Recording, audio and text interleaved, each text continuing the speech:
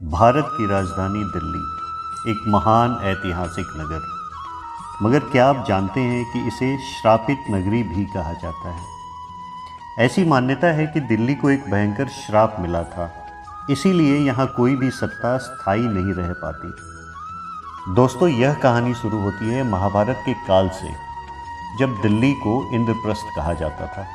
यह वही नगरी है जिसे पांडवों ने खांडव वन को जलाकर बसाया था। स्वयं भगवान श्री कृष्ण की सहायता से इस नगरी को स्वर्ग के समान सुंदर बनाया गया था, लेकिन इस नगर की नींव में था विनाश का बीज। इंद्रप्रस्थ की समृद्धि देख दुर्योधन जल रहा था। उसने पांडवों को छल से जुए में हराकर वनवास भेज दिया और अंततः कुरुक्षेत्र का विनाशकारी युद्ध हुआ, जिसमें लाखों योद्धा मारे गए और भारत का इतिहास बिल्कुल बदल सा गया। नमस्कार दोस्तों, द वैदिक आस्था में आप सबका स्वागत है। दोस्तों, महाभारत काल में दिल्ली यानी इंद्रप्रस्थ को जो श्राप मिला था कि वह कभी भी स्थायी राजधानी नहीं बनेगी, यह श्राप किसी एक ऋषि द्वारा नहीं बल्कि अनेक महान तपस्वियों और देवर्षि ऋषियों द्वारा दिया गया माना जाता है।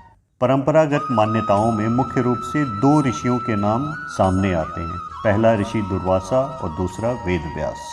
दोस्तों, महाभारत के युद्ध के बाद जब अशांति, विध्वंस और अधर्म का माहौल काफ़ी फैल गया, तब महर्षि वेदव्यास ने पांडवों को स्पष्ट शब्दों में कहा कि इस भूमि पर जो हुआ वह धर्म की मर्यादा के विरुद्ध था। यहाँ सत्ता, लालच और स्वार्थ ने न्याय को कुचल दिया है।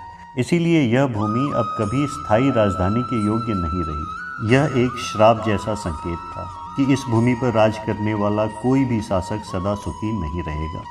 दोस्तों, कुछ लोक कथाओं और प्राचीन जनश्रुतियों के अनुसार जब महाभारत के युद्ध के बाद बहुत से ब्राह्मण, स्त्रियां और बालक मारे गए, तो कई ऋषियों ने युद्ध के दोषियों, विशेषतः इस भूमि को श्राप दिया।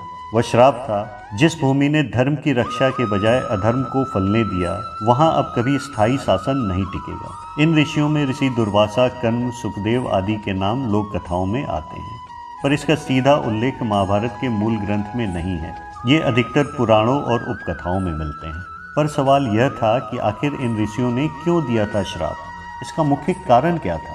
दोस्तों, इसके कई मुख्य कारण थे, जैसे कि अधर्म की प्रधानता, द्रौपदी का चीरहरण, छल से युद्ध, गुरु और निहत्थे योद्धाओं की हत्या। ये सब यहीं के राजमहल से शुरू हुआ था। न्याय के पतन की शुरुआत भी यहीं से हुई। आखिरकार धर्मराज युधिष्ठिर तक जुए के मोह में अपनी पत्नी और भाइयों को हार बैठे थे। विशाल रक्तपात भी यहीं हुआ। महाभारत युद्ध में लाखों सैनिक मारे गए और धरती रक्त से भर गई थी। अहंकार और सत्ता का दुरुपयोग भी यहीं से शुरू हुआ। इंद्रप्रस्थ की समृद्धि देखकर कौरवों ने छल और षड्यंत्र यहीं रचा। इन सभी कारणों से ऋषियों ने यह कहा कि इस भूमि को शासन का केंद्र बनाना भविष्य में किसी के लिए भी शुभ नहीं होगा। दोस्तों, अगर हम इतिहास देखें तो दिल्ली पर हर शासक वंश, जैसे कि मुगल, तुगलक, लोदी और अंग्रेजों ने भी शासन किया और इसे अपनी राजधानी बनाई।